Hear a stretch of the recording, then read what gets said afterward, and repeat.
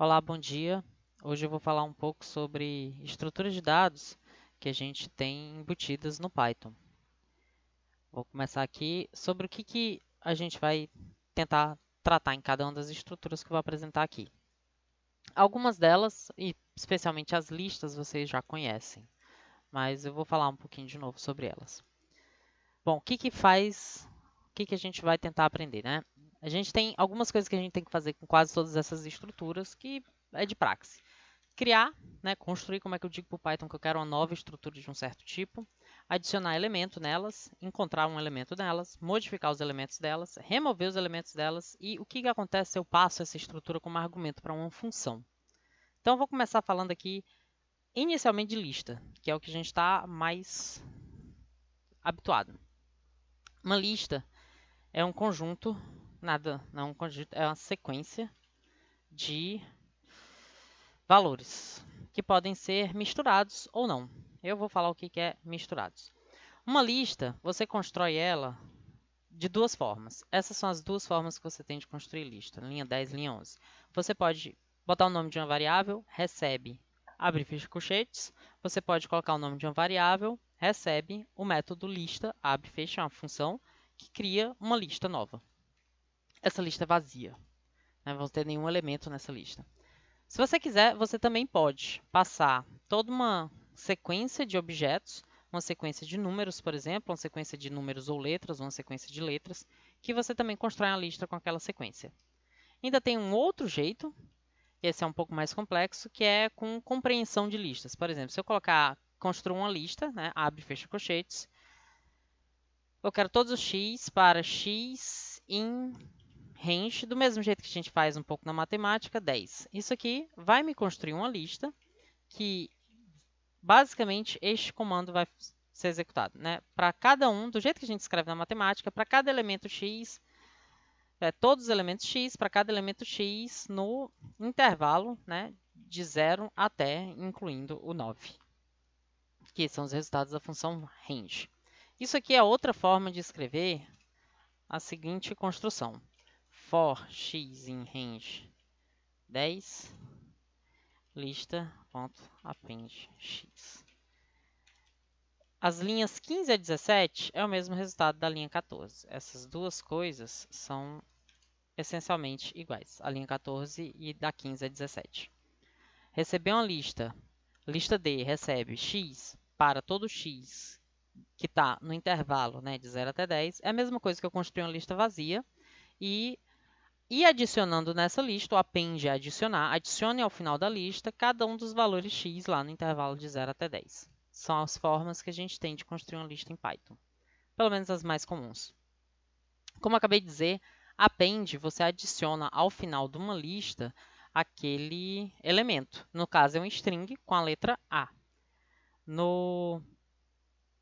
Aqui, essa segunda instrução da linha 15 agora, você adiciona ao final da lista A a string, que é só o B. Você pode adicionar ao final da linha A o valor numérico 1. E essa outra instrução, pop, né, a gente já falou como a gente cria e adiciona. Ainda não foi encontrar, nem modificar, nem remover um elemento da lista. Agora é o pop. O pop é uma das formas que você tem para remover elementos da lista. O pop, o que ele faz? Ele pega o último elemento da lista, retira da lista e, como é uma função, vocês estão vendo aqui, abre e fecha parênteses, o valor de retorno dessa função é justamente esse último elemento. Ou seja, se eu fizer teste, recebe lista A.pop, eu estou dizendo, olha, remova da lista A o último elemento e eu quero este último elemento da lista A. O resultado disso aqui é o último elemento da lista A. Isso vai ser armazenado em teste.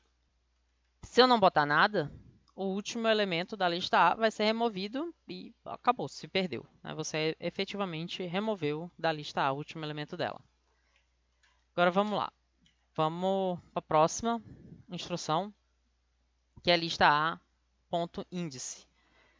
A função índice ela vai procurar o primeiro elemento, quer dizer, a posição do primeiro elemento da sua lista que for igual a esse parâmetro que você passou como argumento. Ou seja, no caso, eu vou procurar qual é a posição de uma string, a primeira string que tem somente a palavra B, quer dizer, o caractere B, dentro da minha lista. Isso vai ser o valor de retorno do índice. Então, vamos botar aqui resultado do pop, resultado do index. E extend faz a seguinte coisa. Se você tem uma lista e você bota o método extend e passa uma outra lista como parte do argumento do extend, o que vai acontecer é que toda essa lista vai ser adicionada ao final da lista A. No caso, a lista B vai ser adicionada ao final da lista A. Você vai pegar a lista A e vai aumentar o tamanho dela. E como é que eu faço para tanto referenciar, quer dizer, descobrir qual é um elemento específico que está numa posição da minha lista, né? No caso aqui é o quarto elemento, o elemento que tem casa 3, lembrando sempre que começa do zero. Então, casa 0 é a primeira, casa 1 é a segunda, casa 2 a terceira, casa 3 é a quarta casa da sua lista, né? Quarta posição. Então, aqui eu pego a posição de número 3, eu estou dizendo, olha, eu quero modificar a posição de número 3, quero que ela receba o valor muda 3. E agora eu posso simplesmente botar um breakpoint aqui, a gente abriu o depurador, porque ele vai mostrar os resultados de cada uma dessas instruções. Vamos rodar. E ele vai parar bem aqui. Lista A, não tem nenhuma variável por enquanto. Então, eu vou passar o movimento. A lista A é uma lista vazia. A lista B é uma lista vazia. O Python vai representar isso como sendo um abre e fecha colchete, sem nada dentro. Lista A, aliás, desculpa. Lista C recebe 1, 2, 3, 4, 5, ou seja, está aqui a minha lista, 1, 2, 3, 4, 5. Lista A, ponto append A, ou seja, no final da lista A estava vazia, então o final e o começo é tudo a mesma coisa, vai adicionar a string que só tem caractere A. Lista A, append B, vai adicionar no final da lista, nota que foi depois do A, coloquei a string que só é um caractere B. Lista A, append 1, lista A vai receber no final dela o valor numérico 1, esse é o número 1, não tem aspas nem antes nem depois. E agora, resultado pop vai receber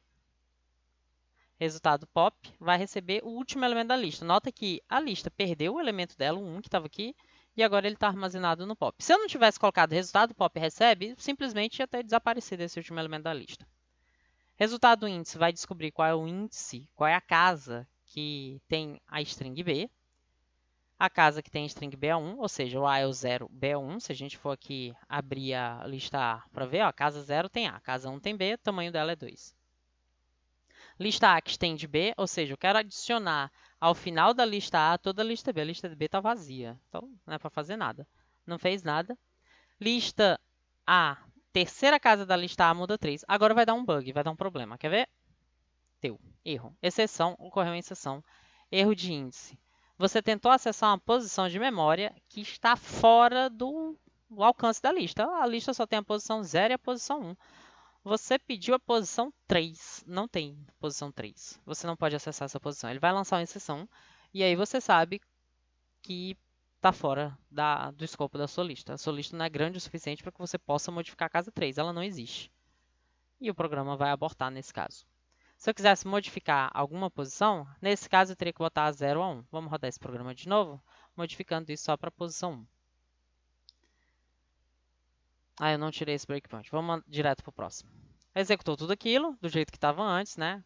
A lista A tem só 2 elementos, A e B, nessa ordem. Na hora que eu executo, esse lista A recebe 1. Como eu não tenho nenhum outro breakpoint, ele parou. Vou tirar aqueles outros. Tira tudo. Tira tudo. Vamos rodar, não tinha nada depois. O resultado final, lista A recebe 1. Eu preciso de algum comando depois, senão não vai dar certo. Print teste. Pronto, agora vai. Pode rodar, que ele vai parar aqui. Pronto. A lista A saiu de AB para A muda 3, porque a primeira posição da lista A virou muda 3. E se eu quiser mandar imprimir a primeira posição da lista A, ou desculpa, a primeira não, posição de número 1, posso fazer lista A1. Se você mandar imprimir a lista A todinha, ele vai imprimir desse jeito. Abre colchetes, apóstrofo, A, apóstrofo, vírgula, espaço, apóstrofo, muda 3, apóstrofo, fecha colchete. Então, se eu rodar isso aqui de novo, e mandar no final imprimir a lista 1, ele, quer dizer, a casa número 1 da lista, ele vai simplesmente imprimir a palavra, quer dizer, a string muda 3. Aí não tem segredo. o que a gente pode fazer agora? É falar das outras estruturas, né? A gente já... Aí vai ficar faltando isso eu vou deixar para o final, né? Passagem como argumento. A gente aprendeu a remover um elemento, modificar, encontrar, adicionar e criar. Tem vários outros métodos nessas listas. Por exemplo, se você quiser ver todos eles, você pode ir lá na biblioteca, na documentação do Python. Mas você tem append, que a gente viu, adicionar no final, clear, vai limpar a lista, copy, faz uma cópia da sua lista, porque, por exemplo, e isso é importante a gente dizer, lista B recebe lista A. Se você mudar as coisas da lista B, você está mudando as coisas da lista A. Isso não é uma cópia da lista A. Para fazer uma cópia de verdade da lista A, você pode fazer assim. Eu vou falar um pouco sobre isso já já. Ou você pode fazer lista A.copy. E ainda assim, não é uma cópia perfeita, porque se a A for uma lista de listas, essa cópia vai ser uma cópia rasa. Então, ainda dá para você, de alguma forma, conseguir alterar alguma coisa da lista B, alterando a lista A.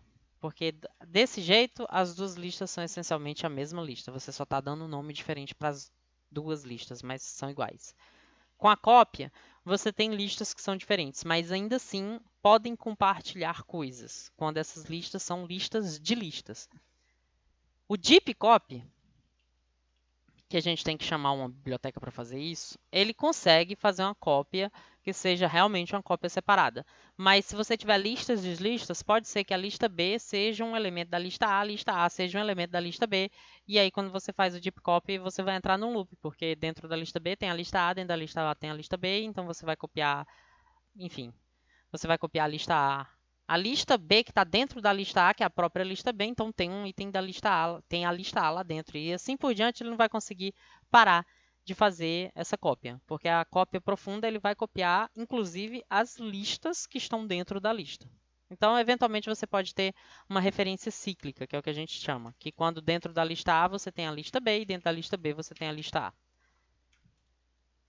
Vamos para as outras, né? Lista, vamos botar B aqui. A gente ainda tem conta quantos elementos que você passou como argumento tem na lista. Extend a gente já viu, índice a gente já viu. Insert, você pode inserir um elemento numa posição específica, ele vai empurrar todos os outros para o final. Pop, que a gente já viu, que também pode receber um argumento. Você pode, em vez de remover o último, você pode remover o primeiro ou remover um elemento do meio. Remover, que também faz a mesma coisa. Reverse, que você inverte a lista de ordem. Se for a lista 1, 2, 3, 4, 5, vai virar 5, 4, 3, 2, 1. Não é a ordem inversa. É o inverso da ordem atual. Se ela estiver em ordem crescente, vai virar decrescente. Mas se ela estiver numa ordem X, vai virar o inverso da ordem X. O último elemento vira o primeiro, o penúltimo vira o antepenúltimo.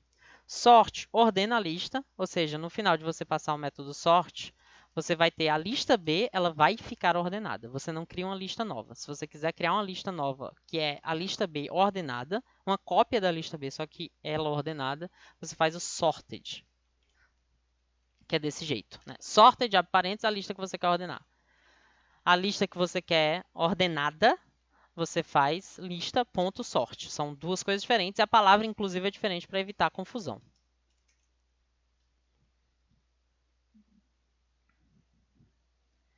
Eu estou vendo que tem uma dúvida aqui no Discord, talvez eu esteja indo muito rápido. Essas são três listas para exemplificar simplesmente os usos de algumas das funções de lista mais comuns. Eu criei três listas, eu estou dizendo aqui que essas duas primeiras instruções são simplesmente para você construir uma lista. Você dizer, olha, eu quero uma lista. Como é que eu digo que eu quero uma lista? Dizer que eu quero um número, a gente pode fazer recebe 1, recebe 2, recebe 3, recebe 4, e aí você tem um número. Dizer que você quer uma string, você pode botar alguma coisa entre aspas. Como é que você faz para dizer que é uma lista? Porque uma lista pode ser uma lista com coisas ou uma lista vazia, que você vai adicionar coisas. Por exemplo, uma lista de nomes de usuários. Você pode começar com uma lista vazia, porque seu sistema ainda não tem usuário nenhum, e ir adicionando os usuários, carregando eles de um arquivo do sistema. Não sei exatamente, mas você tem que poder construir uma lista a partir do nada e ir adicionando coisas a ela. Então, jeitos de fazer isso. O primeiro é dar um nome de variável qualquer, recebe, que é o sinal do igual no Python, abre e fecha colchetes. Isso é uma lista vazia para o Python. Ou de outra forma, você pode dizer a palavra reservada list, abre e fecha parênteses. Isso também cria uma lista vazia. Se você quiser criar uma lista já com coisas dentro, você pode abrir e fechar colchetes e colocar esses elementos que você já quer dentro da sua lista separados por vírgula. Essa função append, ela adiciona um elemento ao final da sua lista. A função pop, ela remove elementos da sua lista, mas na realidade função é um nome um pouco errado aqui. A gente chama de método, porque só dá para fazer isso dentro de uma lista. Então, só se for uma lista que o append vai funcionar. Teoricamente, você poderia fazer algo do gênero list.append lista a vírgula. Eu quero, das coisas de lista, adicione ao final da lista a string a. Mas isso aqui é a mesma coisa que o que está aqui embaixo. É só uma forma menos resumida de escrever isso. Então, dentro da própria lista, ele já sabe que isso aqui é uma lista, né? É um objeto do tipo lista, vamos dizer assim. Vou tentar não usar a nomenclatura de orientação a objetos, mas essencialmente é isso. Isso aqui é um objeto, uma instância de lista. Toda lista vem com algumas funções embutidas nela, que a gente chama de métodos. Quando a função faz parte de uma certa estrutura de dados, a gente chama de método. Então, append é uma função da lista. Então, eu vou adicionar o A nessa lista A. Vou adicionar o B nessa lista B, vou adicionar um nessa lista... vou adicionar o B nessa lista A, vou adicionar um nessa lista A. O pop também é um método. Ele vai remover o último elemento da lista, se eu não passar nada como argumento. Se eu passar, por exemplo, o 0, ele vai remover o primeiro elemento da lista. Ele tira da lista e retorna esse elemento. Então, se você pega uma variável, recebe alguma lista, .pop, sem nenhum argumento, você está dizendo, olha, eu quero remover o último elemento da lista, eu quero que ele deixe de pertencer à lista e copia ele para a minha variável. O index, ele encontra qual é a casa que tem aquele elemento. Na realidade, podem ser mais de uma casa. Então, ele encontra o primeiro elemento que tem aquela casa. Ele encontra o primeiro elemento, ele vai procurando a lista desde a posição 0, posição 1, posição 2 e assim por diante. Assim que ele encontrar um elemento dentro da lista que é o B, ele te retorna essa posição. O extend aumenta o tamanho de uma lista, adicionando uma segunda lista no final dela. Ele simplesmente sai copiando os elementos da lista B no final da lista A. Lista A, abre colchetes, uma casa da lista, um número que representa a casa da lista, recebe algo. Ou simplesmente lista A, abre e fecha colchetes, com algum número dentro, você está dizendo, eu quero essa casa da memória da lista. Eu quero a posição de número 1, que é a segunda posição. Eu quero que isso receba o valor muda 3, ou seja, eu vou pegar a posição de número 1 da minha lista A, e isso, em vez de ser B, porque era a segunda casa da minha lista, eu quero que isso passe a ser muda 3. Então, muda B. Muda a segunda posição, por exemplo. Posso mudar para essa string. Python não faz questão de que todos os elementos de uma lista sejam do mesmo tipo. Eu posso ser o primeiro elemento pode ser um número, o segundo uma string, o terceiro uma lista, inclusive dentro da primeira lista. Não faz nenhuma questão. E aqui fica faltando passagem como argumento. O que acontece quando eu passo uma lista como argumento de uma função? Mas a gente vai ver isso depois, quando eu já tiver falado sobre todas elas. A gente pode falar agora um pouco sobre tupla. Deixa eu remover isso daqui. Uma tupla é uma sequência de valores imutáveis. Vai ser um pouco complicado falar de imutável, mas eu vou tentar, porque eu não falei muito sobre isso ainda. Uma tupla, né, tupla A, pode ser definida da seguinte forma. Abre e fecha parênteses. Na realidade, isso aqui não vai ser exata. Não, acho que funciona. Tupla B. Você pode... A palavra reservada tupla. E uma tupla, ela também é uma sequência de valores. Só que esses valores, eles são um par ordenado, trio ordenado, n-nupla ordenada, que o pessoal chama abreviado de tupla. Uma tupla, ela também pode receber seus valores, né, em 2,3. A diferença de tupla para a lista é que você não tem exatamente como modificar uma tupla. Pode notar aqui que todos os métodos, só tem 2 métodos de verdade. Isso aqui que está aqui, esses com 2 underlines, significa não mexam nele. A não ser que você saiba bem direitinho o que você está fazendo. Então, você só pode contar quantos elementos e olhar qual elemento. Você não tem como alterar uma tupla depois que ela foi criada. Ou seja, a tupla A, ela sempre vai ser até o final do programa. O primeiro elemento dela é 2, o segundo elemento dela é 3 e acabou. Essa tupla B vai ser uma tupla vazia até o final do meu programa. A não ser que eu crie uma tupla nova, eu não tenho como modificar a tupla B. Para modificar a tupla B, eu deveria, ou a única forma que eu tenho de fazer isso, por exemplo, eu quero que a tupla B passe a ser 2, 3. O único jeito que eu tenho que fazer, que eu tenho como fazer isso é a tupla B recebe tupla A. Na realidade, eu não modifiquei essa tupla continua vazia. O que eu estou fazendo é descartando ela e fazendo uma nova. Simples assim. Quando você faz teste igual a 1, teste igual a 2, você não está transformando 1 e 2, você está descartando 1 e fazendo uma outra coisa. Pega o 2 e coloca lá dentro de teste. O que tinha antes vai ser completamente descartado. Aqui não vai ser completamente, quer dizer, esse tupla vai ser completamente descartado. E o tupla B e tupla A vão ser a mesma coisa. Vai ser essa tupla 2, 3, que não vai poder mudar, ela é imutável. Então, essa tupla 2, 3 vai ser sempre. Eu não tenho como fazer tupla A, 1, recebe 7, por exemplo. Uma lista eu posso fazer isso. Eu posso pegar o segundo elemento de uma lista e modificar ele. Aqui, ó, tá até vermelho. Ele já está dizendo, olha, não dá para modificar, né? Não dá para atribuir um valor a um item de uma tupla. Perdoe, não dá. Na hora que eu criei a tupla, que o primeiro elemento é 2 e o segundo elemento é 3, e isso é a forma de criar uma tupla, ou eu criei a tupla vazio, eu não tenho como adicionar mais nada. Inclusive, não tem nenhum método para isso. Eu tenho que contar e encontrar.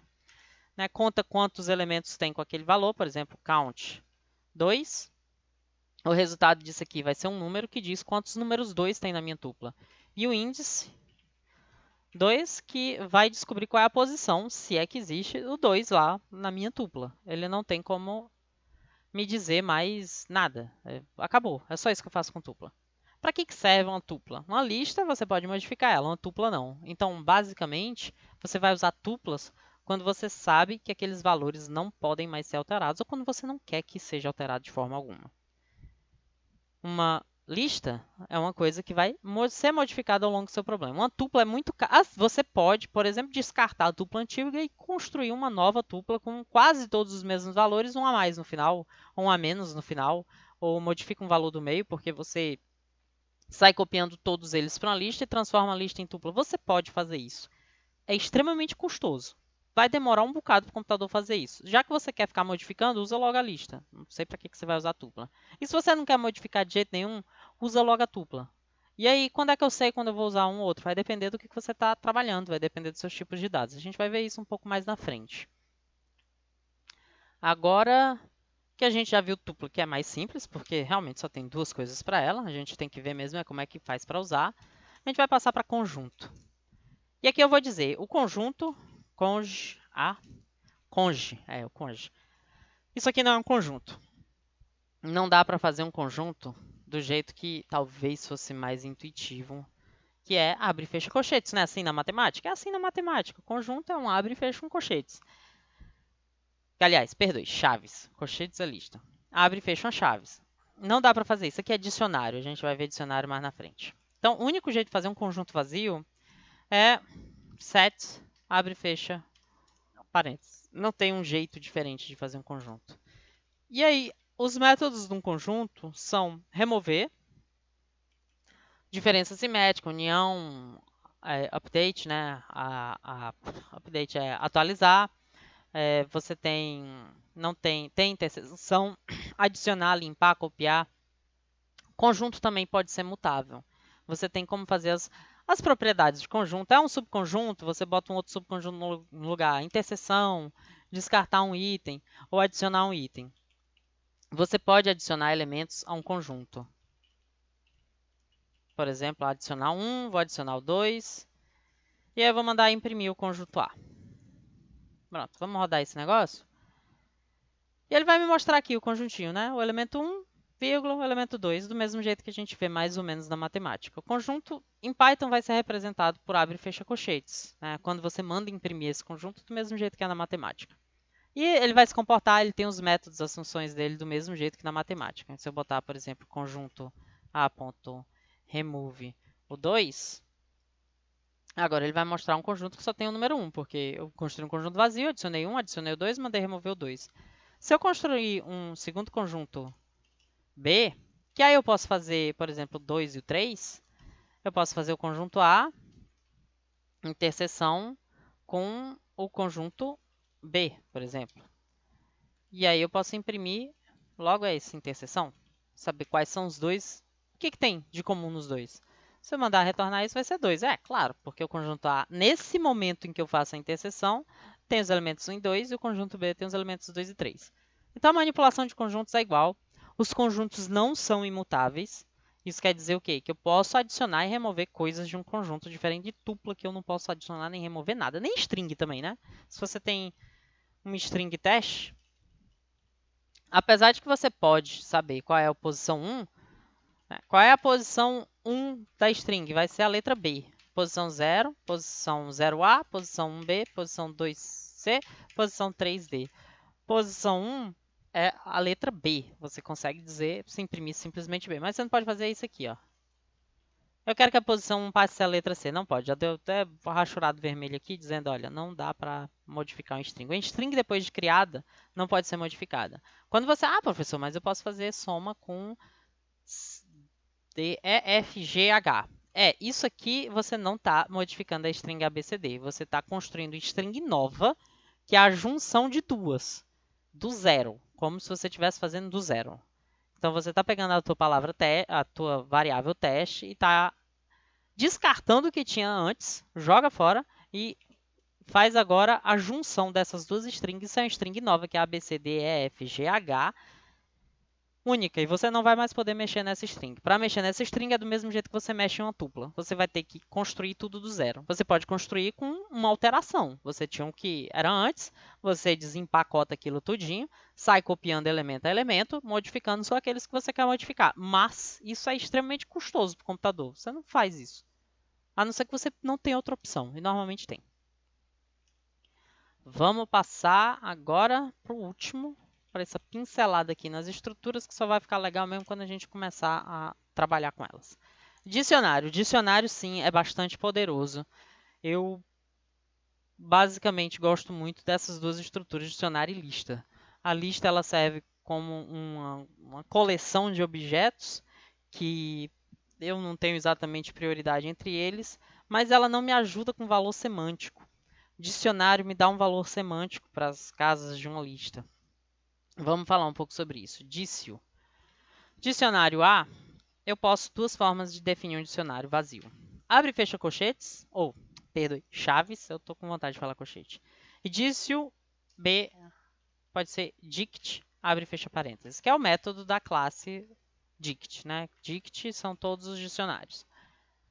Um dicionário também é mutável.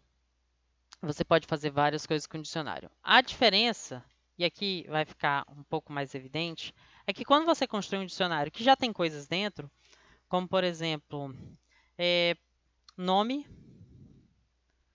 dois pontos, euzinho. E aí eu vou botar CPF, por exemplo. A gente já falou de CPF antes. 1.222.363-44. Não é um CPF válido. Data de nascimento. Data de nascimento, eu não vou botar em formato de data, vou botar aqui 1º de janeiro de 1800, que seja. O que é interessante de um dicionário comparado com uma lista? O dicionário, ele é como se fosse uma lista, mas a vantagem dele é que você tem como nomear as casas dessa lista. Na realidade, todas as casas são nomeadas. No seguinte sentido, disse o C, eu quero o nome do que tem no dicionário C. Pronto, você quer o nome? Está aqui. Se eu mandar rodar, está aqui ele imprimeuzinho, tá? Porque é onde está dentro do nome. Isso aqui, basicamente, é uma forma de você... Eu vou botar aqui nesse jeito de exibir, é a mesma coisa. Eu só modifiquei um pouco o arquivo para a gente poder exibir de forma mais padronizada. Isso aqui é uma lista. Primeira casa da lista, segunda casa da lista, terceira casa da lista. Se comporta como uma lista, exceto que em vez de você dizer casa 0, casa 1, casa 2, você vai dizer os nomes, o texto que descreve essas casas. Então você pode dar estrutura, sentido às coisas. E aqui tanto faz, eu posso alternar isso aqui. Nome, o fato de nome ter sido o primeiro, o segundo ou o terceiro, aqui eu vou ter que mexer por causa da vírgula, mas fora essa vírgulazinha na hora de construir, tanto faz. Disse o nome, continua sendo euzinho. Essa casa, que está definida pela palavra nome, tanto faz ela ser a primeira, a segunda ou terceira dessa minha coleção de valores. Isso é extremamente poderoso, porque numa lista, se eu estivesse trabalhando, se por exemplo eu quisesse fazer uma lista de usuários do meu sistema, cada usuário ele meio que tem seus atributos e faz diferença para mim. O primeiro seu nome, o segundo CPF, terceira data de nascimento, eu vou ter que lembrar em todo o meu código, em toda vez que eu for manipular um usuário, que o primeiro elemento é o nome, o segundo é o CPF, o terceiro é a data de nascimento. Na hora em que eu fizer um erro, porque meu cérebro esqueceu que o primeiro é o nome, o segundo é o CPF, o terceiro é a data de nascimento, eu me lasquei. Criei um bug que eu vou ter trabalho para tirar. Nesse jeito, eu não preciso saber se é o primeiro, o segundo ou o terceiro, eu não preciso nem saber o número. Eu só preciso dizer, olha, o nome é nome, tá? É intuitivo, é para um ser humano isso fica melhor, fica mais fácil. Para a máquina, tanto faz, mas para o ser humano, que é quem vai programar, isso fica melhor. Eu posso dizer, olha, nome, CPF, data de nascimento. Então, eu consigo dar valor semântico às casas da minha lista. E é basicamente isso um dicionário. É uma lista em que eu não tenho só os valores, eu tenho as casas também. Eu estou dando nome para tudo. Uma lista normal, eu só tenho os valores. O fato de que eles estão numa ordem específica, porque assim eu decidi, ótimo. Você vai ter que lembrar disso toda vez que você estiver fazendo o programa. Caso você esqueça, você se lasca. Desse jeito, não. E para um usuário que está lendo, fica mais fácil. Você, usuário que está lendo, não, mas um outro desenvolvedor que está lendo seu código, fica mais fácil. Olha, Dício é um dicionário que tem 3 itens, nome, CPF, data de nascimento. Eu já sei isso, eu não preciso ficar me perguntando o que é cada um deles, eu não preciso nem ter muito trabalho de decorar, não. Olha, nome, CPF, data de nascimento. E aqui, adicionar, remover e mexer em um dicionário. Dicionário é um tipo mutável, você pode simplesmente, por exemplo, mudar o nome agora para euzão. Opa. Se você fizer isso, funciona numa boa. Ele alterou só essa casa para euzão, é só um dicionário.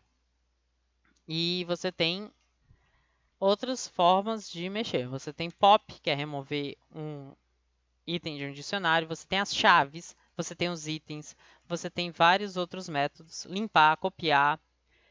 E aqui eu vou falar rapidinho de um deles, os valores, né? Aqui, nome, CPF e data são as chaves, é a chave do seu dicionário, é aquilo que define o nome das casas. Os valores são euzinho, esses números 1, 1, 2, 2, 2, 3, 3, 3, 4, 4 e a data final. Tanto faz também para um dicionário do mesmo jeito que lista, se você fizer isso em forma numérica ou em forma, tanto faz. Eu posso, inclusive, ter uma lista dentro de um dicionário. Eu posso, inclusive, ter um dicionário dentro de uma lista. Tanto faz. Você pode compor esses objetos com outros objetos. O fato de eu estar usando um string aqui, ou usando um número, quem define é o usuário. Não tem nenhuma restrição em eu colocar uma lista ou um outro dicionário dentro desse dicionário.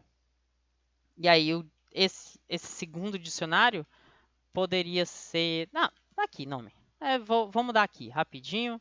Em vez de nome, vai ser nome completo. E aí eu posso, em vez de ter um nome completo, eu posso simplesmente fazer o seguinte, ó, em vez de ser só nome completo, vai ter primeiro nome próprio,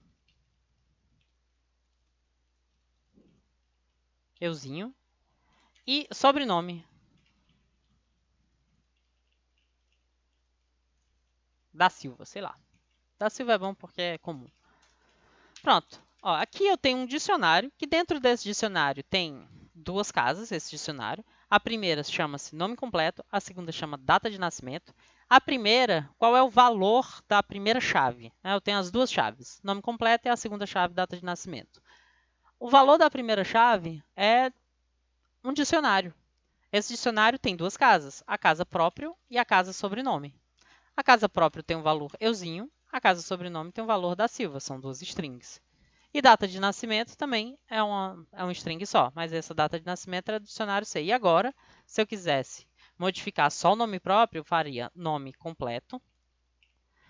Dentro do nome completo, o resultado disso aqui é o primeiro dicionário, é aquele dicionário que tem próprio e sobrenome. E aí eu quero mudar só o nome próprio.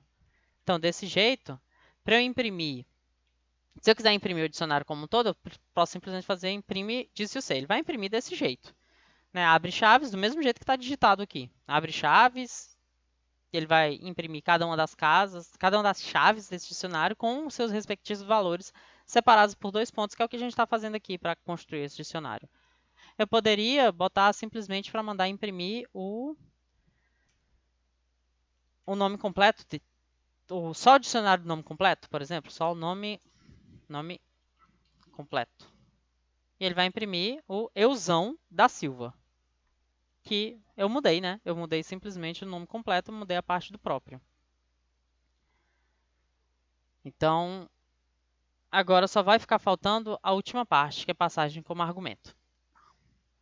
A gente aprendeu a adicionar o elemento no dicionário. Você pode simplesmente dício. Eu não coloquei do jeito mais simples possível, mas, por exemplo, dício C teste recebe 1. Eu posso simplesmente imprimir teste. Eu adiciono mais um item nesse dicionário, não tem problema nenhum. Simplesmente aqui, imprimir 1. Eu posso adicionar uma casa nova. Adicionar uma casa nova, eu posso simplesmente fazer, olha, pega o dicionário que você quer, abre colchetes, escreve o nome da casa que você quer. Se ela já existir, você vai descartar o valor que tinha antes e colocar esse negócio, né? Colocar 1. Se ela não existir, tu cria essa casa nova, essa chave nova no dicionário e atribui o valor 1 a essa chave.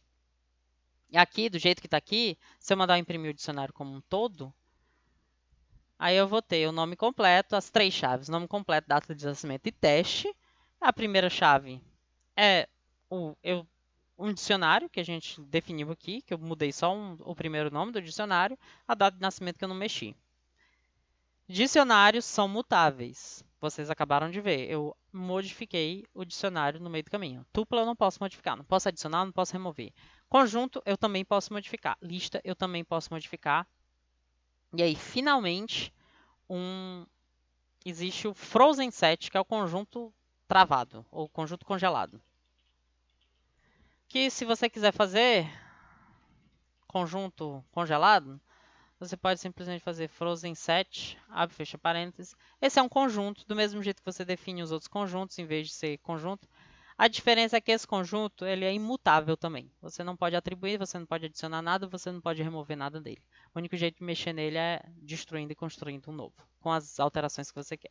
O que é bastante caro do ponto de vista computacional, você não deve fazer isso, a não ser que seja o último caso, e quase nunca é. Então, para terminar, a gente vai falar de passagem como argumento. Eu vou definir uma função.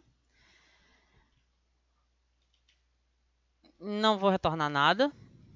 Eu quero fazer isso, lista. Pronto, eu vou mandar uma lista, valor. Vamos botar assim só valor. Valor recebe, vamos botar append. Vai depender do que é esse valor. E aí eu vou fazer a seguinte coisa. Eu vou pegar a lista A recebe 1. E aí eu vou fazer função A, lista A, aliás. E aí o que está acontecendo aqui? Eu estou tentando simplesmente colocar e mostrar o que acontece quando eu passo uma função, passo uma lista como argumento, passo alguma coisa como argumento. A pergunta principal é, tem como eu modificar a lista A dentro da função? Eu passei a lista A como argumento dessa função, a minha lista A teoricamente só tem um elemento, na realidade é vazia. E aí eu vou imprimir o resultado da lista A. Eu falei isso brevemente em um vídeo com vocês.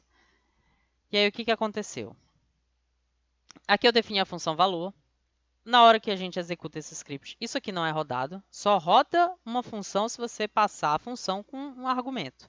O argumento foi uma lista vazia. Eu mandei imprimir, quer dizer, passei para a função lista A. A, a função, ela adiciona um elemento à minha lista.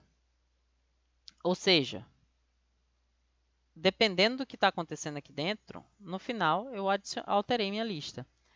E aí, de algumas pessoas que já viram linguagem de programação, vão pensar, poxa, isso é passagem por valor ou por referência. Na realidade, Python, a passagem é por atribuição. Quando você faz função valor, função lista A, você chama, o que você está fazendo internamente, basicamente é, dentro da função valor recebe lista A. E aí? E aí a pergunta não é se a função internamente, dentro da função, você é capaz de alterar o valor externo do valor da variável que você passou como argumento. Tem como eu, sem falar de função nem nada, tanto faz. A passagem é por atribuição. Você pega cada uma das variáveis dessa função, ela recebe as variáveis que você passou por argumento. Quando você faz valor lista A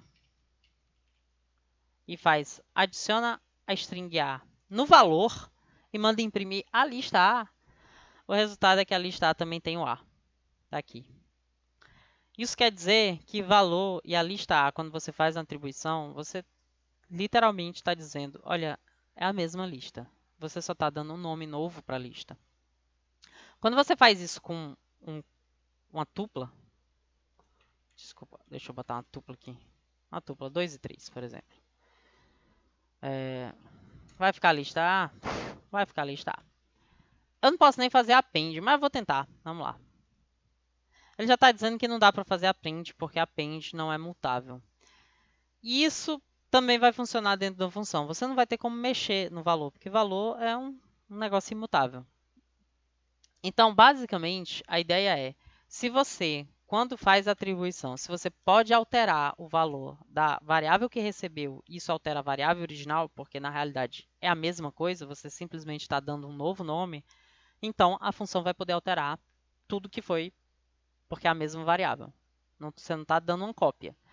Se não pode, aí não, né? Por exemplo, aí vocês devem estar um pouco confusos talvez, mas por exemplo, se listar for só a palavra 2 e valor receber a lista A e eu modificar o valor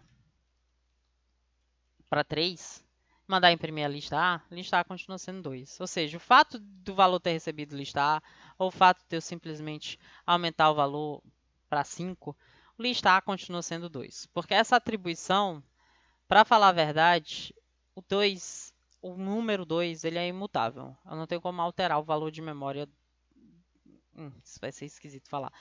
A posição de memória do computador que está guardada esse 2, eu não posso mexer nela. Porque do jeito que o interpretador faz, é que nem uma string. A string ABC, eu não posso... A posição de memória que tem a string ABC, né, ou as posições de memória, mas o pedaço da memória que tem string ABC, tanto faz, eu não posso mexer nele. Eu, no máximo, pego um novo pedaço de memória e coloco a string ABCD.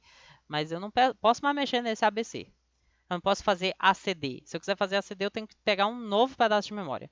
Quando você faz a atribuição de duas listas, na realidade você está dizendo, olha, lista A, ela é referente a um pedaço de memória. Quando você faz assim com listas, valor também é o mesmo pedaço de memória. Você está dizendo, olha, isso aqui é referente a um pedaço físico da sua memória, valor vai ser referente ao pedaço físico da sua memória. Isso está associado à atribuição, não ao fato de ser função ou deixar de ser função. A função lista A, ele simplesmente está fazendo isso internamente, do jeito que eu tinha escrito antes. Então, passagem como argumento, se for uma coisa mutável, vai mudar o original. Se for uma coisa imutável, não vai ter como você mexer em nada, porque é imutável. E é isso que eu tinha para falar a respeito de estrutura de dados. É uma pincelada muito por cima. É bem melhor ver isso quando a gente estiver realmente trabalhando em algum projeto, alguma coisa, algum exercício. Quando é que a gente escolhe o que usar, por exemplo. Isso é mais importante do que qualquer outra coisa.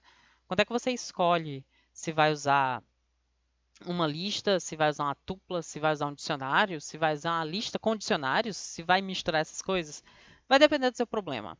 E aí é onde eu vou começar a gravar um primeiro vídeo em que eu vou fazer um projeto com vocês e eu vou explicando como utilizar essas estruturas, que vai ser a primeira etapa do vídeo. quando você está tentando fazer um projeto que você já tem a ideia do que ele é, porque eu já tenho a ideia do que ele é. Vou tentar fazer uma coisa que eu já tentei fazer uma vez, mas desisti porque eu não tive saco, que é um programa que faça um planejamento alimentar. Eu gostaria de cadastrar algumas receitas e com a sua tabela nutricional, cada ingrediente com sua tabela nutricional, a receita é um conjunto de ingredientes, talvez com modo de fazer, e o preço dessas coisas também, é interessante ter isso. E eu gostaria de saber quanto que eu vou gastar na semana e gostaria que isso me tivesse, né, os valores nutricionais corretos para minha pessoa, por exemplo. Eu gostaria de fazer um programa para eu não ter que lidar mais com isso, não ter que lidar mais com pensar em o que eu vou comprar no supermercado, porque eu já vou ter as quantidades, eu já vou ter tudo. Eu já vou saber o preço, mais ou menos, de quanto que eu vou gastar. Então, poder fazer isso é excelente. Eu cheguei a olhar na internet algumas coisas que simulavam isso, não gostei de quase nada. Eu queria uma coisa simples que eu pudesse rodar na minha máquina, sem ter que cadastrar no site, sem ter que fazer nada disso. Não achei nada agradável. Então, é uma ideia da gente tentar fazer algo nesse sentido. Então, como eu já tenho a ideia, e isso é a primeira parte, o que você quer que seu programa faça, ou pelo menos rudimentarmente o que você quer que seu programa faça, vai vir a segunda etapa, que é decidir como você vai manipular a informação. Um computador, ele é uma máquina que só serve para manipular informação.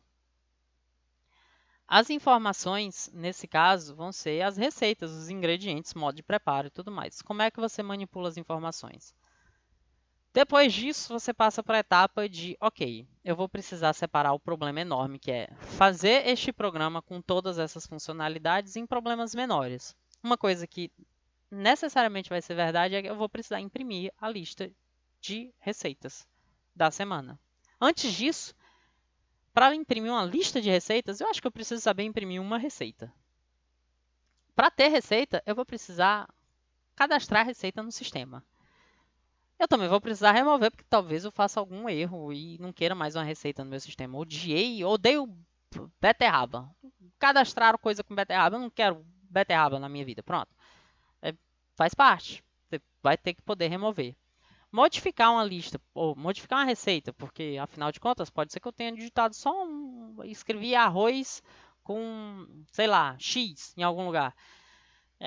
Não tá errado. Eu não quero deletar toda a receita por causa de uma palavrinha errada. Era melhor só modificar a palavrinha errada. Então, esse tipo de coisa a gente vai quebrando em pedacinhos pequenos até o momento em que você já tem todas as pequenas funcionalidades e aí é a hora que a gente começa a definir nossas funções para depois começar a fazer essas funções, testar essas funções e depois juntar todos esses pedaços para ter um sistema maior funcionando. Então, a próxima etapa vai ser a gente começar a pensar em fazer esse sistema. E aí eu vou incorporar, eventualmente, mais duas coisas no sistema, que vão ser as estruturas de exceção e tratamento de erros, porque eu vou querer mexer nisso para mostrar para vocês, basicamente, e a parte classes, se der tempo. Se não der tempo, a gente tenta só fazer o sistema. Então, eu vou começar um pouco do zero, vou mostrar como é que a gente cria um repositório no Git, como é que a gente cria tudo do comecinho. E isso vai ficar para um próximo vídeo, que esse já está bastante comprido. Então, era o que eu tinha para falar. A gente se vê na sexta-feira, eu imagino que dê para a gente se ver de novo. Até lá, eu vou só gravar os vídeos e se der para entrar online, eu entro online ao vivo, senão eu só gravo e boto depois. Professor, Pode dizer. sobre aquela minha dúvida que eu tive ontem, o senhor Certo. pode dar uma conversadinha agora? Posso. Vou até deixar aqui no gravado também, que talvez ajude outras pessoas. Perfeito, então. Pronto, aqui, deixa eu ver se eu consigo. Se eu der um Ctrl Z aqui até o começo, será se vai voltar tudo? Acho que vai. Olha a cor boa. Volta tudo. Pronto. Tá quase no começo do arquivo quando eu fui. Pronto, tá aqui. Esse arquivo eu vou fazer o que deve estar mais ou menos parecido lá com vocês. Eu vou definir uma função, que no caso de vocês é a main, mas na tua dúvida em particular é o bubble sort. E aí você quer ver como é que você testa se essa função faz o que você gostaria que ela fizesse. Opa, deletei foi a função. Então eu vou colocar aqui, cadê? Imprime lista, vamos fazer assim, ela vai receber um valor, vai receber uma lista A. Eu não vou nem botar o tipo dela, isso vai ser relevante. Na realidade eu vou até botar, eu vou botar list. Que quem está usando o Replit vai ter que fazer uma coisa um pouquinho diferente, porque o meu Python está no 3.9 já. Deixa eu ver aqui. 3.9, acho que ponto 1. 3.9.0, né? Nem o ponto 1 não, já saiu o ponto 1. Então, no 3.9 passou a ser possível eu dizer que alguma variável é de um tipo específico. Esses dois pontos é para dizer isso. Olha, é do tipo lista, é uma lista. 3.8 para trás não dá. Ainda não dá para fazer isso. Dá, mas não é 100% automático. Você pode fazer import from typing, import list com L maiúsculo. E aí você pode fazer isso com o L maiúsculo. Dá para fazer todos os tipos compostos assim, pela import typing. Então você consegue definir isso. Isso está dizendo o quê? Que a minha função ela só funciona com lista. Se não for uma lista, não sei. Não sei se funciona. Na realidade aqui ainda vai ser um pouco mais específico. A minha não vai funcionar com todo tipo de lista não, mas vou botar a lista porque se não for lista aí já não funciona mesmo não. Então, uma das coisas que eu pedi no exercício de ordenações é vocês implementarem métodos de ordenação. Aqui eu vou simplesmente chamar o do Python só para mostrar para vocês como é que faz o teste, né? Como é que você testa na mão se está funcionando.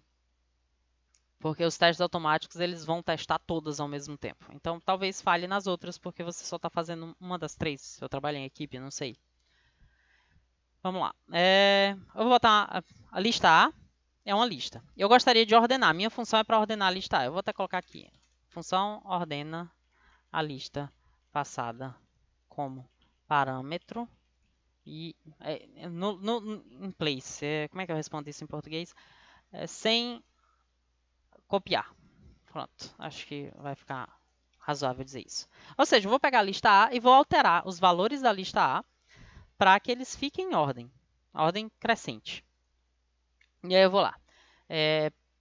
Como é que a gente faz isso? Lista A em Python, lista A.sort e acabou. Ele vai usar as funções embutidas, que é o team sort, e vai ordenar isso. E aí eu vou mandar retornar a lista A. Nem precisava muito fazer isso não. Mas para testar uma função, o jeito mais simples de testar uma função não é se ela faz alguma coisa.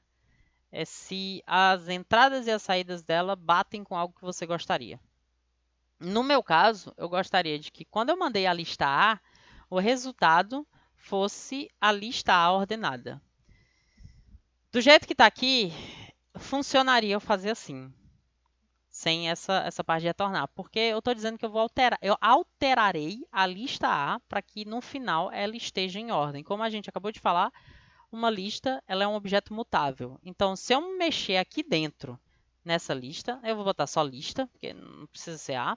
Se eu mexer aqui dentro na lista, a função que me chamou vai ser alterada também, porque isso é uma lista. Então, tanto faz, eu ou a minha, eu recebo o valor da lista original que foi passada como argumento. Então, se eu altero aqui dentro, altera lá fora. Então, não precisaria disso. Eu vou fazer isso aqui só para a gente poder testar mais fácil.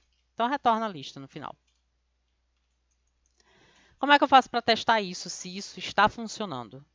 Né? Se essa função está funcionando. Se ela realmente pega uma lista, altera essa lista e retorna a lista ordenada. O que eu posso fazer é, na hora se eu mandar rodar esse programa, do jeito que está aqui, não faz nada.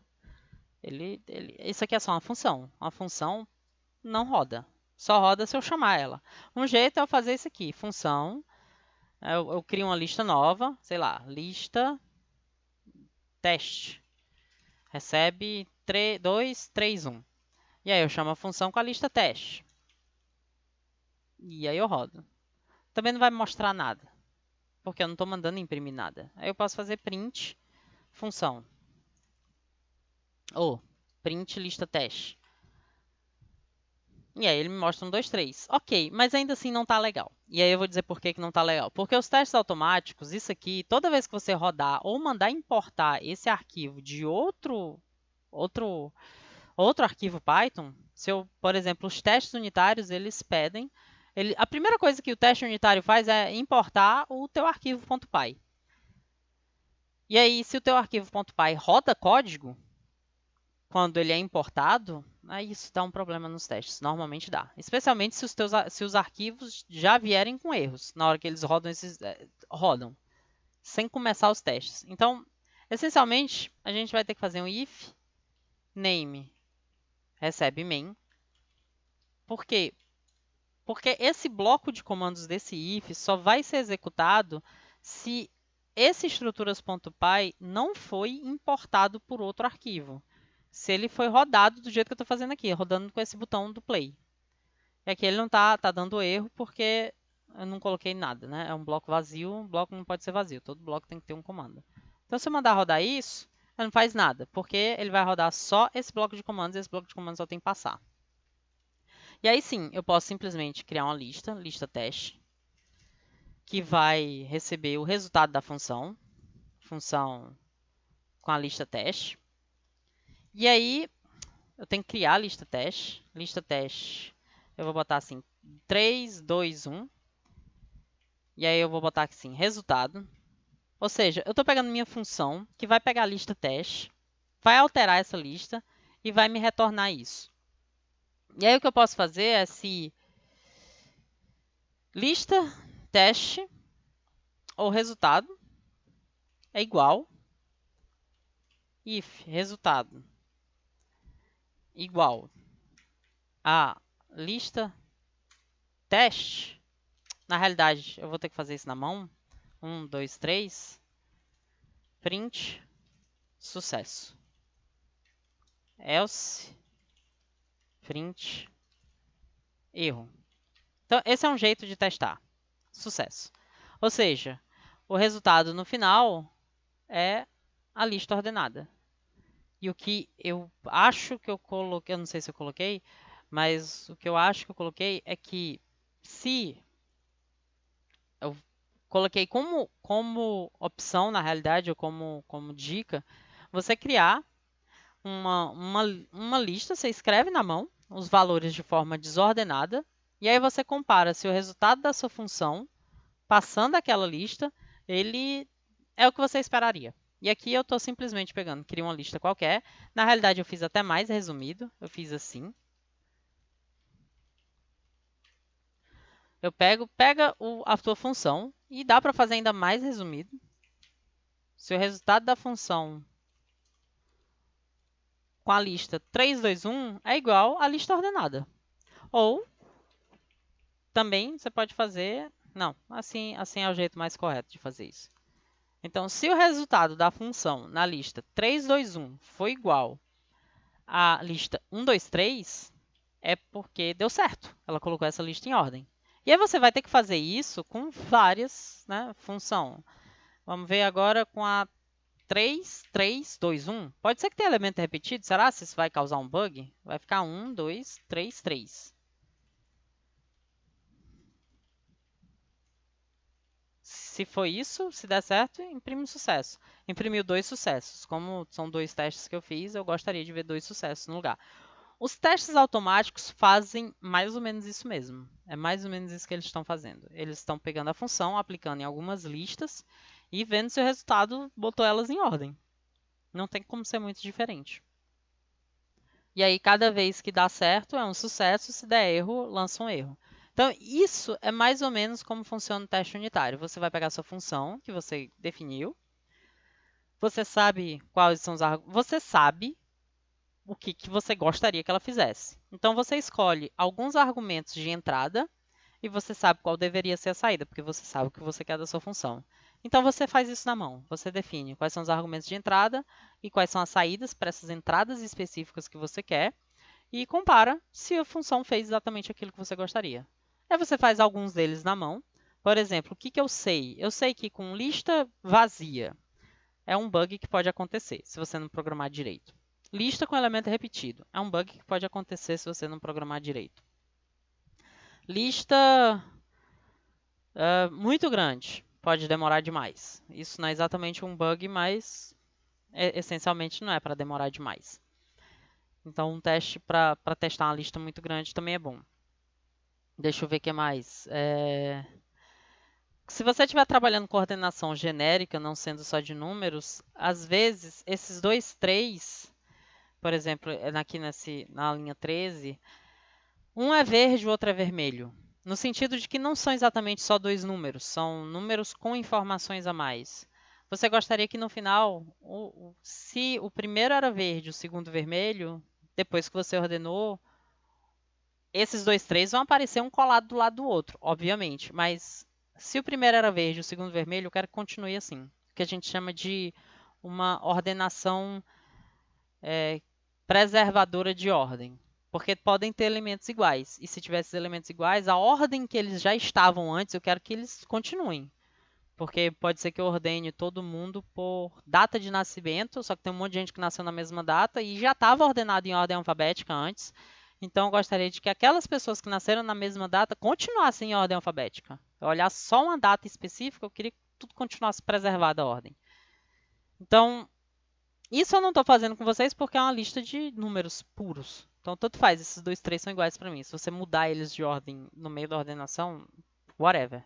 Não estou preocupado com isso. Mas na vida real, é bom ter uma ordenação que preserve a ordem das coisas iguais. Porque talvez venha mais informação além do número 3. Talvez seja toda uma estrutura de dados que represente um usuário do sistema ou alguma outra coisa. Então, não sei se eu consegui tirar a tua dúvida. Mas basicamente você vai ter que fazer isso. Você vai ter que pegar a função e usar ela várias vezes, com algumas entradas diferentes. Você sabe como é que você quer a ordenação de uma lista específica. Você faz essa comparação. Se der certo, ótimo. Se não der, é porque está errado. E aí Certo, nisso entendi. é a hora em que você vai olhar, deu errado. Valha-me Deus, onde é que foi que deu errado? E aí você, assim, no Replit, eu não sei exatamente como fugir disso, mas você vai começar a fazer. Peraí, print lista. Como é que era antes do sort, depois do sort? Sai colocando os print, porque eu não sei como utilizar um depurador que nem eu faço aqui no Replit. Eles parece que não tem ainda funcionando. Dá para importar no Python, mas eu não sei mexer nisso em linha de comando. Um depurador, infelizmente não sei fazer isso. Me parece arcaico, para falar a verdade. E no fim das contas, quando você vai começar a fazer esse sprint, eventualmente você vai descobrir onde é que está o erro. Por que, que não tá, a saída não está igual ao que você gostaria que estivesse. E aí você ajeita o erro e quando você se der por satisfeito, passou em tudo, todos os testes que você fez na mão, aí você, ótimo, pode sair deletando esses prints porque eles não servem de nada. Pronto, é o jeito que eu fazia quando eu era estudante e não tinha esses depuradores avançados na época. E na época não tinha mesmo, não. Era uma tristeza isso. Ou fazia com print, ou. Até tinha, mas eu não sabia usar também, não. E ninguém me ensinou, pra falar a verdade. Não teve nenhum professor que falou sobre depuração de erros. Isso é recente. Bom, eu não sei. Se deu certo, aí eu vou me embora. Se não, eu continuo aqui até tirar esta dúvida. Certo, entendi. Aí, no caso, para usar aqueles testes automáticos do senhor, tem como eu pegar aquele teste que tá lá que o senhor fez e já usar ele para testar só essa parte? Deixa eu ver. Vou abrir aqui. Eu não sei se tá. Projeto, GitHub, professor Ronan, ordenações. Deixa eu abrir ele aqui. Pronto, tá aqui, tamo neles. Certo. Pronto, aqui Eu, o, eu, essas eu, são essas eu linhas. coloquei o selection sort, viu? Tá, seria basicamente o selection sort. Aqui no final você colocaria if name igual a main. E aí você Certo. faria os testes. Os testes do selection sort estão por aqui. Você copiaria, na realidade, a search equal não vai funcionar. É porque, assim, como eu estou fazendo teste automático, esse negócio, a search equal, é uma função do Python, dessa biblioteca, da biblioteca da própria teste, da própria unit test, que diz Olha, se basicamente está dizendo isso aqui. Basicamente, essas duas linhas, eu vou copiar e colar aqui, porque o começo ele vai ficar feio, mas depois vai se arrumar. Cadê? Essas duas linhas, elas estão dizendo isso aqui. A primeira é só criar a lista se bubble sort com a lista foi igual a sorted, que é ordenar uma cópia dessa lista, né? Porque aí eu não... vai dar sempre certo isso aqui.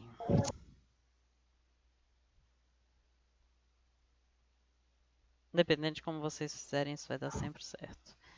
Vou ter que alterar esses testes automáticos depois, mas é a vida. Eu tenho que fazer isso na outra ordem. Não tem problema não. Eu acho que eu testei isso antes, mas tudo bem. Pronto, basicamente seria uma coisa desse jeito que você faria. Se a lista ordenada, uma cópia dessa lista ordenada, foi igual ao resultado, porque o sorted faz uma cópia antes de ordenar. O sort, ponto sort, ele ordena a lista ali no local. Então, se eu pegar a lista e ordeno no local e o teu bubble sort não faz nada, daria certo. E aqui não é o bubble sort, é o selection sort, né? Pronto. Ficaria assim. Né? Eu tenho uma lista que eu escrevi na mão. Se a cópia dessa lista ordenada foi igual ao resultado do selection sort, sucesso.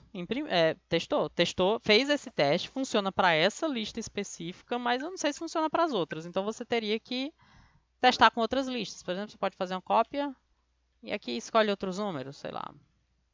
Uma lista já ordenada, 1, 2, 3. E aí você pode só fazer isso. Então você pode fazer uma lista de listas e sair fazendo um for. Mas essencialmente você vai ter que fazer algo desse jeito.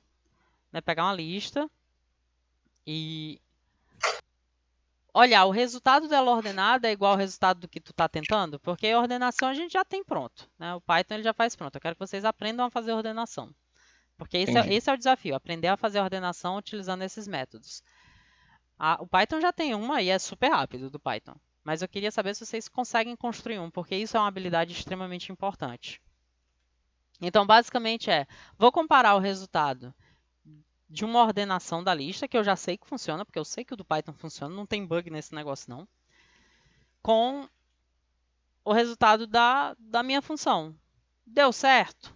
Ótimo, sucesso. Já sei que funcionou. Deu ruim? Não vai imprimir. Aqui, para dar certo, assim, para eu saber que funcionou com esses dois testes, teria que imprimir 2 vezes a palavra sucesso. Então, esse é um jeito de testar, mas essencialmente é testar na mão. E aí você não precisa ficar digitando toda a vida, né, com o input do usuário. Não precisa, já está aqui.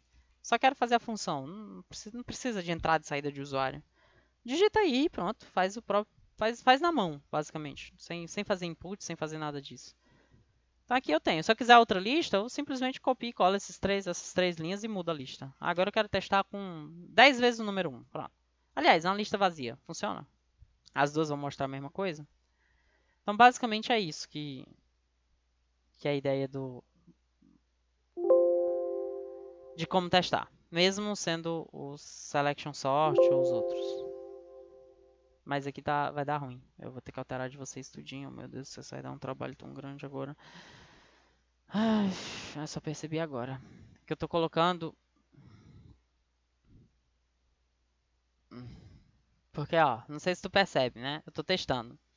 E aí, na hora que eu faço isso aqui, assim, do jeito que eu botei a especificação de vocês, eu acho que do jeito que tá no main, não vai funcionar.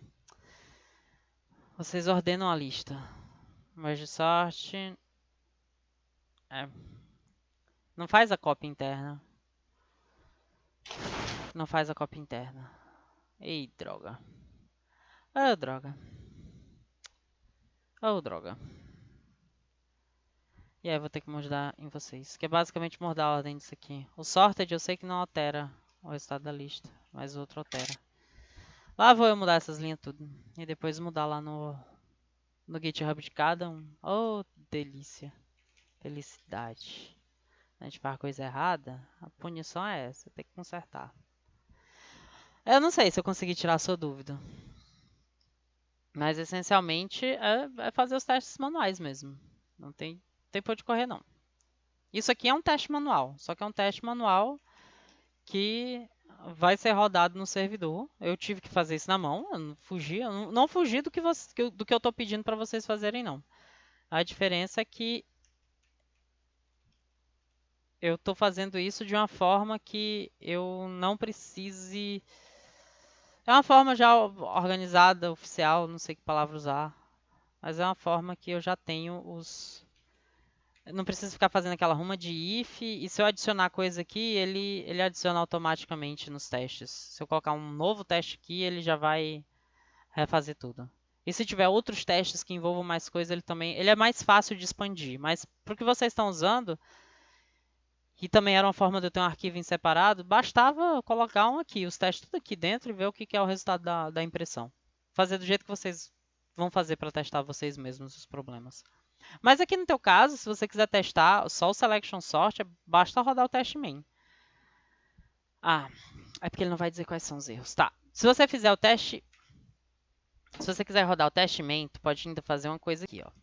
Que é do jeito que está lá o comando no Python. Deixa eu dar um clear aqui. É Python 3-m unit test. E aí o nome do arquivo, né? Test main. Esse é o comando que vocês rodam. Você pode rodar também o verbose. Botar um verbose antes do test main. Quando você dá um. O quê? Ah, tá. Python 3 não existe. É Python. Aqui no meu. No Replit é Python 3. Você escreve Python-m unit test do jeito que está lá nas instruções. Coloca esse verbose para ele explicar bem direitinho quais são os testes, que aí você pode colocar assim. E aí ele diz todos os testes. Ele escreve bem direitinho o que falhou e o que deu certo. E aí desse jeito, ele tá vendo aqui, ó, falhou o teste do Selection 2, falhou o teste do Selection 3. Aí tu sabe que o Selection não está funcionando ainda. Falhou o teste Selection 1. O fato de ter falhado o merge 3 no teu caso, que está fazendo Selection, é irrelevante para ti. Só vai ser relevante quando teu amigo, teus colegas entregarem o outro e continuar falhando. Aí tu vai ter que falar com eles, ei, tá funcionando não. E aqui aparece eles tudinho, ó. Teste Bubble 1, falhou. Teste Bubble 2, falhou. 3, falhou. Merge 1, Merge 2, Merge 3, falhou. Ele vai fazer tudo ao mesmo tempo, mas foi o jeito que eu fiz esse aqui. O outro tá mais separado. E agora eu vou ter que consertar isso. Essa é a ordem desses testes. Tristeza. Acho que foi todos eles.